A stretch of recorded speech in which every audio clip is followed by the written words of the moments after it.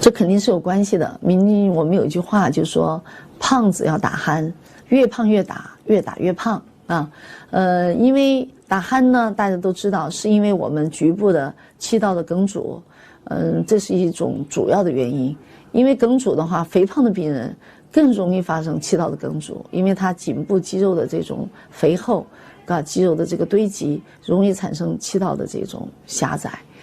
所以呢，胖子呢容易打鼾，但是打鼾呢也容易长胖，因为打鼾呢，如果是睡眠呼吸暂停，它夜间低氧的话，就会产生我们一个肥胖因子的分泌的增多的话呢，那就会引起变得肥胖。所以一般打鼾的病人有时候减肥是无效的，因为他这个病就会带来肥胖。